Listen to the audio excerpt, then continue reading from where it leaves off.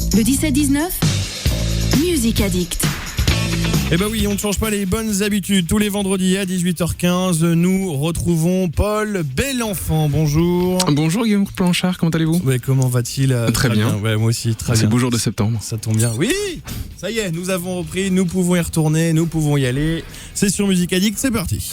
Et oui, ce soir nous avons le plaisir d'accueillir le groupe Dunkerque. Comme leur nom ne l'indique pas, ces trois Nantais viennent nous proposer leur pop aérienne aux accents anglo-saxons qui donnent envie de prendre l'air. Ils nous parleront également ce soir de leur premier album Cabriolet qui lève le voile sur leur musique et nous invite au road trip en leur compagnie. Et donc ce soir avec nous le groupe Dunkerque avec Gwen. Bonsoir Gwen. Bonsoir.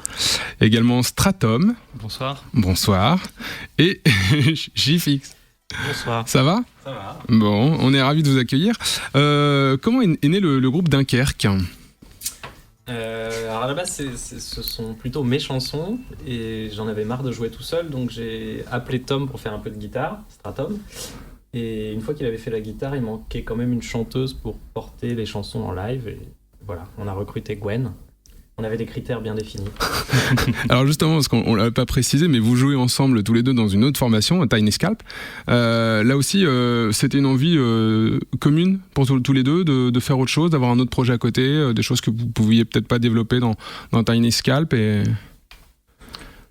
Bah, c'était une envie d'autre chose, c'est sûr. Ouais. Après, on a eu d'autres projets aussi par le passé, on en aura sans doute d'autres aussi. Mais oui, alors c'est, effectivement, comme le disait JFX, c'est surtout lui qui est venu avec des chansons. Et moi, ça m'a plutôt amusé de changer de registre et d'être sur un truc beaucoup plus pop. Où j'ai pu reprendre la guitare parce que je joue principalement du banjo dans Tiny Scalp. Et justement, alors, la rencontre et la recherche de Gwen aussi, là aussi en termes de voix féminine, vous aviez une idée très précise de ce que vous vouliez ou c'était un coup de cœur musical que vous recherchiez Gwen, comment t'as recruté ? Ils m'ont recruté... Moi, ça fait hyper longtemps que j'ai envie d'être chanteuse d'un groupe et j'avais jamais vraiment pris la décision, passer le cap aussi, parce que ça voulait dire chercher, mettre des annonces, chercher des gens avec qui je m'entends assez, avec qui aiment ma voix, et c'était pas forcément évident. Et puis le hasard a fait qu'un soir on s'est retrouvés à discuter avec Jean-Félix de notre parcours professionnel similaire et puis de notre parcours musical, et je disais que j'étais dans une chorale mais que j'avais envie de solo, quoi, un petit peu, et puis donc quelques jours après, il m'a recontacté, j'ai chanté une fois pour eux, ils ont dit d'accord, je dis ok. Et depuis, c'est toujours ça, c'est d'accord. Je suis toujours d'accord pour ce qu'ils me proposent musicalement, et c'est assez intéressant, c'est rigolo. Et cette aventure, alors vous la connaissiez, cette aventure de groupe, c'était une découverte pour toi, Gwen, ou t'avais déjà Non, j'ai jamais été dans un groupe avant. Alors j'ai une fois chanté sur scène avec des copains, j'ai tenté une fois faire une répétition, mais ça n'avait jamais mené, ça n'avait jamais été plus loin, quoi. Donc non, c'est la première fois que je suis sur le devant de la scène comme ça. Donc tu découvres aux côtés des garçons tout cet univers. Ouais, techniquement aussi, les machines, les fils, tout ça. Ouais. Les fils, c'est important, les fils. C'est important. Et est-ce que la ligne artistique du projet, justement, elle était bien définie dès le départ ? Enfin, quand vous avez rencontré Gwen, vous saviez vers quoi vous vouliez vous diriger. Aussi, c'est peut-être ça aussi qui a aidé aussi à la convaincre aussi de rentrer dans le projet. Il m'a envoyé des chansons qui étaient déjà existantes et chantées par Aurélien, par Andy Love en partie. Et puis j'ai essayé de me les approprier. Ça s'est fait assez rapidement. Ouais. J'ai dû transposer quelques chansons pour pas avoir l'impression de parler tout le temps de seins. Mais malheureusement, il y a quand même beaucoup de boobs dans les chansons.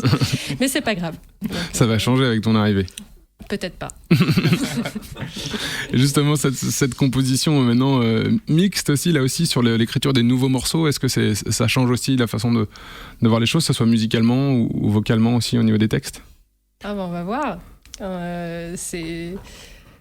Moi, je compose pas du tout, donc ça va être les paroles pour moi, mais je pense que je vais me faire aider. Je pense que ça va changer un peu des choses. Sur l'album Cabriolet, donc, qui a été réalisé en fait avant le passage au format groupe, il y a aussi beaucoup, enfin c'est relativement orchestré, il y a beaucoup de choses qu'on a dû un peu, on a dû aérer un peu notre musique parce qu'on avait envie aussi d'une formule trio. On voulait un groupe relativement léger, facile à déplacer, etc. Et en fait, elle nous plaît bien cette formule finalement assez minimaliste, même si ça reste très, très électro. Et je pense que les nouvelles compositions vont aussi aller dans ce sens-là. Oui. Et bien justement, on va pouvoir, en parlant de composition, on va pouvoir écouter un de vos titres. Tout de suite, Carrie and Sally sur l'antenne de Sun. Je sais que tu trépignes d'impatience, alors vas-y. Et vous pouvez retrouver tous les morceaux sur les réseaux sociaux de la radio et également le compte Dailymotion pour les enregistrements. Tout est dit. Merci Guillaume.